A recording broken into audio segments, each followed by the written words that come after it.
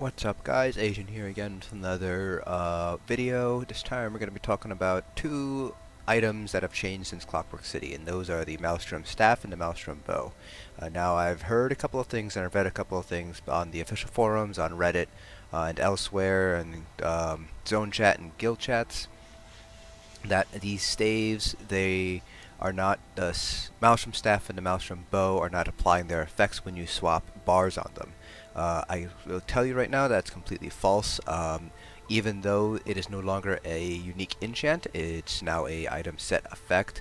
Zos has confirmed that the effect will maintain itself as even if you swap bars with the Maelstrom Staff and Bow, as well as other arena weapons, so things like Master Daggers. If you swap to your bow bar, you will still get those ticks. Will continue to increase in strength. This video is just here to kind of show you guys that no, these people are wrong. That the Maelstrom Staff and the Maelstrom Bows are still working as intended. There could be something flawed in other people's methodologies, or people are just doing things incorrectly when they're looking at their comment metric parsers or something like that.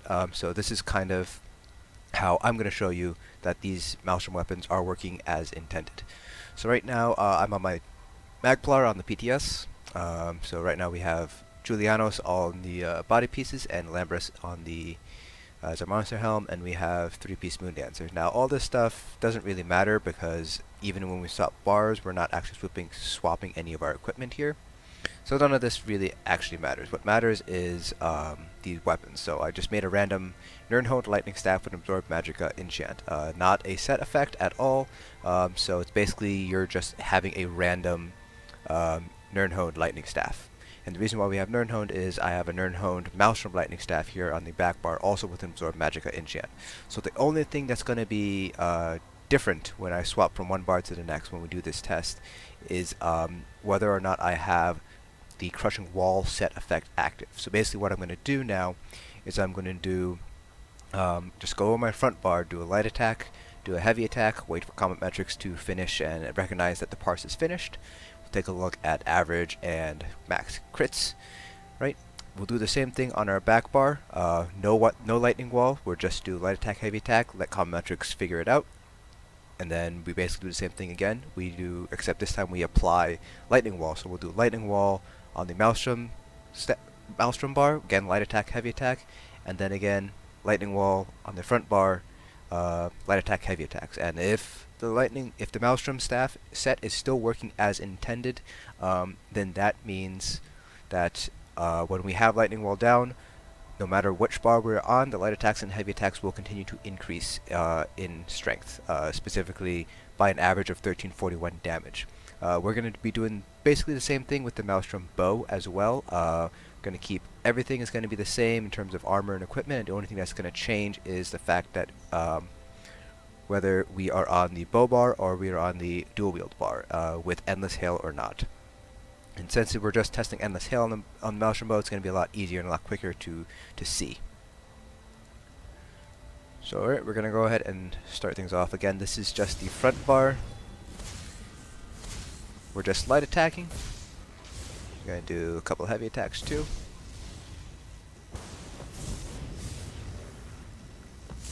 And it doesn't really matter that Lambris procced it all, because all we're looking at right now is going to be the light attacks and the heavy attacks on the comment metrics parse. We just got to wait for comment metrics to recognize that we are out of combat. There we go. Now we're going to do the exact same thing on the Maelstrom bar without lightning wall. A couple of light attacks and a couple of heavy attacks. Again, doesn't matter that Lambris procced. Comment metrics logs those as separate sources of damage. So we're only looking at light attack and heavy attack sources of damage. Alright, we're out of combat now, so we're going to do lightning wall, apply lightning wall now, and stay on the Maelstrom bar, and do it again, lightning wall down, and swap to our front bar. So here we go.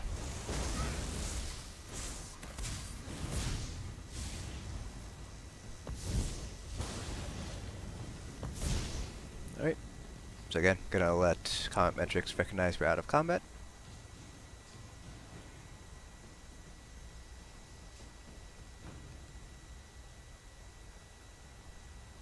There we go. And now we're going to do the exact same thing, lightning wall on the front bar this time.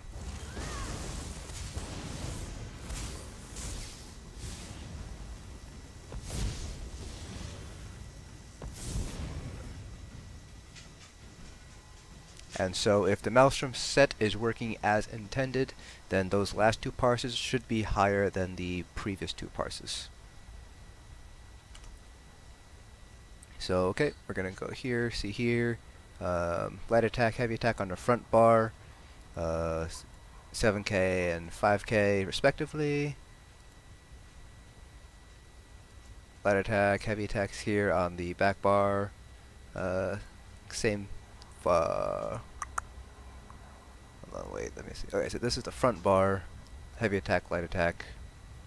We have 3344, 3676 respectively for DPS, and if we look at the first parse, it's 1525 and 1784. So the only difference there is the fact that we have lightning wall down between the two of them. So clearly the Maelstrom lightning staff is working as intended, and we can look at again in the back bar, 2330, nope, wrong one, 1688, 2749.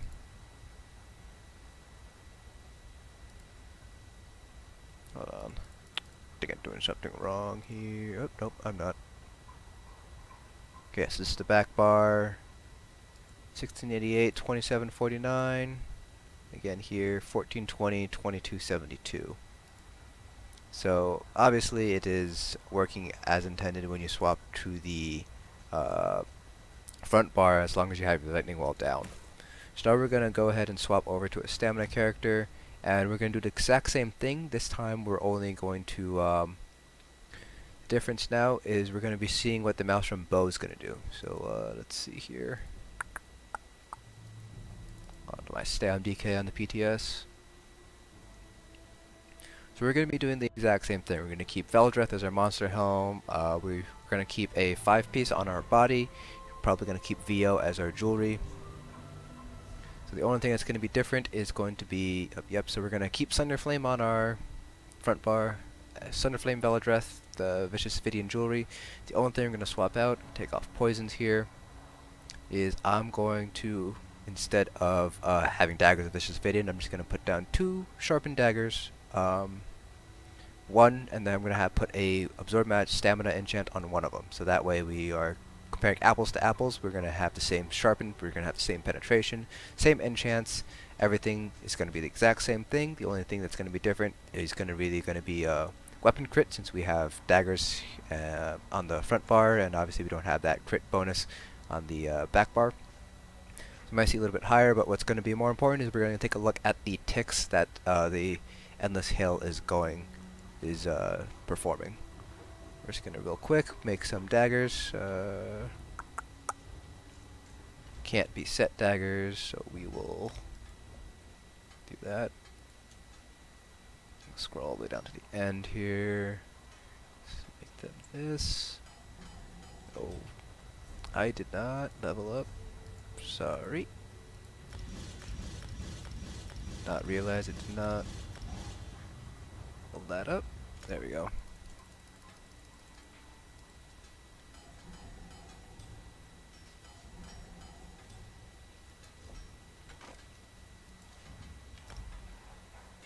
So the thing with the Maelstrom Bow is that in order to have the effect work, the first full tick of Endless Hail needs to happen on the bow bar before you swap to the front bar. So what a lot of people are doing, and this is just my theory, is that people are swap canceling Endless Hail. So what they're doing is they're casting Endless Hail, and they're not letting the first tick hit while on the bow bar, and just swapping immediately to their dual wield bar. If you happen to do that, then the enchant will not proc, and that's the way it has worked even back when it was just a unique enchant and not even an item set effect. So that's why when you see a lot of stamina DPS parse, you don't see them use Endless Hail as, you don't see them swap canceling Endless Hail.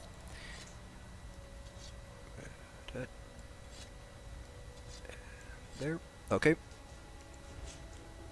Alright, so we're just gonna see how much Endless Hail ticks for.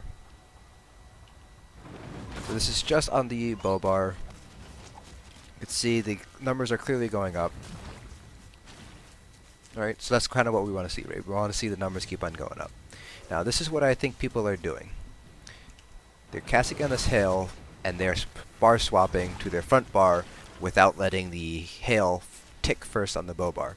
Now this, like I said earlier, this isn't going to work. You need to have that first tick on your bow bar in order for the Maelstrom enchant to actually apply. This is the way it's worked ever since the Maelstrom Bow has been around, even back before they changed it to a set effect. So if you let it tick first and then swap over, you'll see that the ticks will continue to keep on going up. So I think that is where a lot of people are messing up with their testing methodology. You need to let the first tick hit, and then swap over, otherwise you're not going to see that effect. And that's just the way it's always been. That's kind of a unique quirk behind the Maelstrom Bow. That's why whenever you're parsing on a stamina DPS, you never want to swap cancel out of your Endless Hail. You want to swap cancel out of Caltrops or Rearming Trap. So hopefully this video kind of clears up some of the misinformation that I've been seeing going around Reddit and on the official forums. The Maelstrom staves and bows are working as intended. There's nothing to worry about. The changes to the weapons didn't change anything at all as how they work.